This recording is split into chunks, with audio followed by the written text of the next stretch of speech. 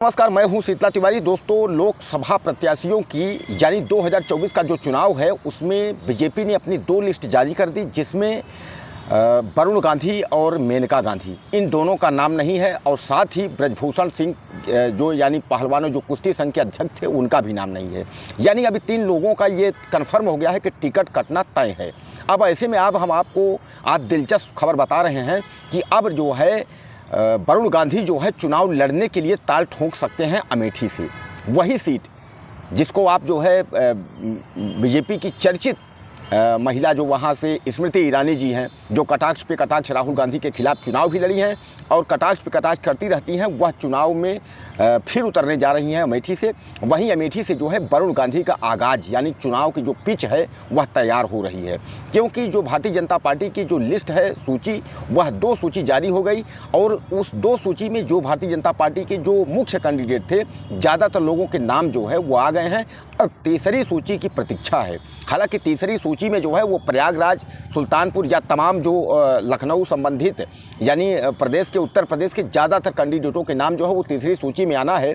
लेकिन ऐसा लग रहा है कि पीलीभीत और आपके जो है वरुण गांधी का क्षेत्र यानी सुल्तानपुर, यह इनको जो है मिलने वाला नहीं है। यानी वरुण गांधी और आपकी मेनका गांधी, इनको टिकट जो है इस बार बीजेपी देने के मूड में है नहीं।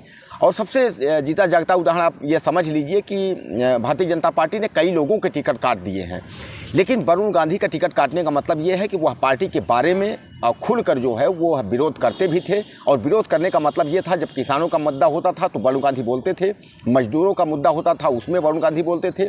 यानी अगर कहीं भारतीय जनता पार्टी के द्वारा अनैतिक कार्य होते थे तो उसमें वरुण गांधी जो है वह खुलकर मजदूरों, किसानों का और छात्रों का जो है साथ देते थे। यानी भारतीय जनता पार्टी के खिलाफ जो है वह बोलते थे। इसीलिए नरेंद्र मोदी को कहीं ना कहीं यह लगा होगा कि वरुण गांधी का टिकट काट देना ही ठीक होगा। अब आप समझ लीजिए कि वरुण गांधी एक केवल अकेले ही नहीं है, इसके पहले भारतीय जनता पार्टी के शत्रुघ्न सिन्हा भी थे, जो पश्चिम बंगाल के आसनसोल में इस समय जो है सांसद हैं। वह भी भारतीय जनता पार्टी के कैंडिडेट थे और वह भी भारतीय जनता पार्टी जो सही काम होता था सही बोलते थे, अगर गलत काम भारतीय जनता बीजेपी करती थी वह गलत बोलते थे। बाद में नरेंद्र मोदी यह चाहे कि इनको भी पार्टी से हटा दिया जाए, हालांकि बाद में जो है पार्टी से शत्रुघ्न सिन्हा को हटा ही दिए और वह जा करके वो जो है पश्चिम बंगाल से दोबारा चुनाव तृणमूल से यानी दूसरे पार्टी से लड़े और वह वहाँ से भी जो है सांसद हैं, जहाँ से आपको याद होगा कि पवन सिंह को भारतीय जनता पार्टी जो है टिकट देना चाहती थी, क्योंकि भारतीय जनता पार्टी के लिए अभी भी वह खतरा बने हुए हैं शत्रुघ्न सिन्हा। भारतीय जनता पार्टी को लगता है कि अगर वो जीतेंगे तो सांसद में पहुंचेंगे तो कुछ न कुछ सवाल उठाते रहेंगे और भारतीय जनता के बारे में जो है कमेंट शत्रुघ्न सिन्हा करते ही रहते हैं। तो यह नरेंद्र मोदी की जो राय है, उनकी जो निजी सोच है कि आसनसोल से कोई प्रत्याशी जो है, पश्चिम बंगाल का जो आसनसोल सीट है वहाँ से कोई प्रत्याशी ऐसा उतरे जो कि उनको हरा दे। यह भी हो जाएगा कि हमारा भारतीय जनता पार्टी का कार्यकर्ता जो है उनको हरा भी दिया और उसके बाद जो है वह संसद में पहुंचेंगे भी नहीं।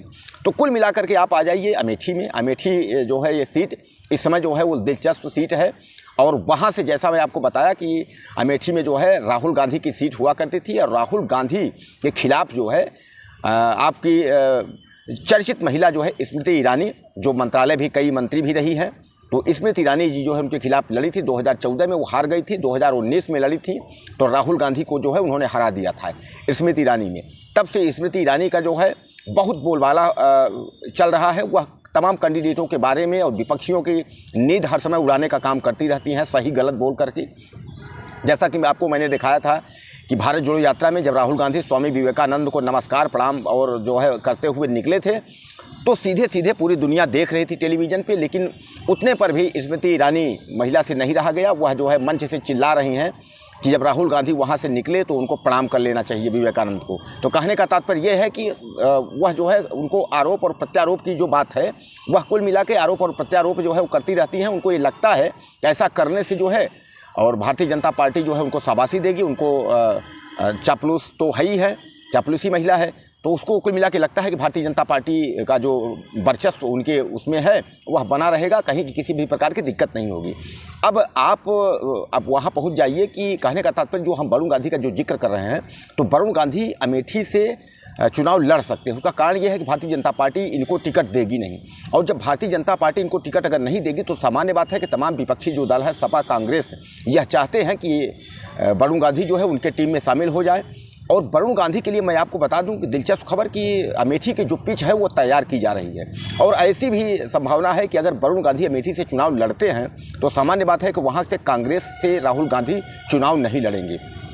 अगर निर्दलीय भी लड़ते हैं तो भी राहुल गांधी चुनाव वहाँ से नहीं लड़ेंगे। अब ऐसे में स्मृति ईरानी यानी भारतीय जनता पार्टी की महिला स्मृति ईरानी और वरुण गांधी का जो चुनावी जो रण है वह बहुत दिलचस्प हो जाएगा। और कुल मिलाकर के आप समझिए कि वरुण गांधी कहीं ना कहीं एक तेज तर्राक युवा है। हालांकि आप वरुण गांधी को जो है एक भावी मुख्यमंत्री या प्रधानमंत्री या जिस रूप में आप देखना चाहते हो, तो अब कहने का तात्पर्य यह है कि अगर वरुण गांधी और मेनका को और खासकर ब्रजभूषण को ये तीनों के टिकट अगर कटते हैं तो सामान्य बात है भारतीय जनता पार्टी के लिए 2024 जो है मुश्किल हो जाएगा। हालांकि मैं आपको बताऊं, खट्टर की सरकार हरियाणा में गिरते हुए भारतीय जनता पार्टी जो है बौखला गई है।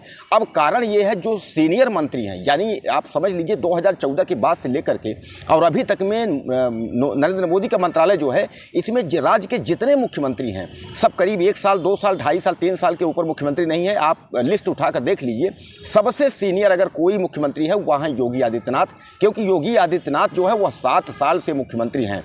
अब कहने का तात्पर्य यह है, यही पेच जो फंसा हुआ है कि अमित शाह और नरेंद्र मोदी अब कहीं ना कहीं जो है यह निपटाने के चक्कर में है कि योगी को भी अब मुख्यमंत्री पद से जो है हटाया जाए। हालांकि यह चुनाव सामने लोकसभा चुनाव है। अब लोकसभा चुनाव में जहां पार्टियां एक दूसरे पर आरोप और प्रत्यारोप कर रही हैं, ऐसे में योगी आदित्यनाथ को छेड़ना जो है वो महंगा पड़ जाएगा। कारण यह है कि आप समझते हैं कि 2014 का जो इलेक्शन हुआ था और 2019 का जो इलेक्शन हुआ था, 2024 का इलेक्शन, यह मुश्किल इसलिए हो रहा है। कारण ये है कि आप समझ लीजिए अभी जो है चुनावी जो गुप्त चुनावी चंदा का जो अभी रिजल्ट सामने आया है, तो सुप्रीम कोर्ट के फटकार के बाद एसबीआई ने डिटेल तो दे दिया, लेकिन जो मुख्य जनता और जो लोग विपक्षी दल जानना चाहते थे, अडानी अंबानी जैसे लोगों के नाम, वह सूची में अभी शामिल नहीं है। इसलिए सुप्रीम कोर्ट ने फिर फटकार लगाई है और 18 मार्च तक का जो है समय लिया गया है। 18 मार्च को हम आपको लिस्ट दोबारा दे देंगे जिसमें सभी नाम सम्मिलित होंगे।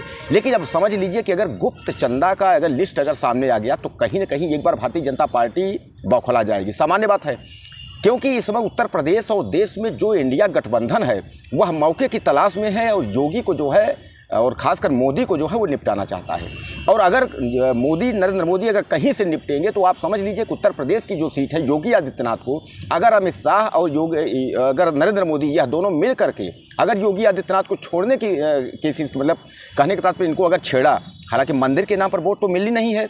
मंदिर 22 जनवरी 2024 को प्राण प्रतिष्ठा हो गया, राम में पूरा देश हो गया, लेकिन उस नाम पर वोट नहीं मिलेगी तो योगी आदित्यनाथ के नाम पर ही। और अगर योगी आदित्यनाथ को इस समय छेड़ा गया, इनको जो है पद से बाहर किया गया, केशव प्रसाद को मुख्यमंत्री बनाया गया, तो कहीं ना कहीं एक बार जो है पार्टी मुश्किल में आ सकती है। हालांकि प्रयागराज की अगर हम बात करें, प्रयागराज से संजय दत्त की तैयारी है कांग्रेस से चुनाव लड़ने की।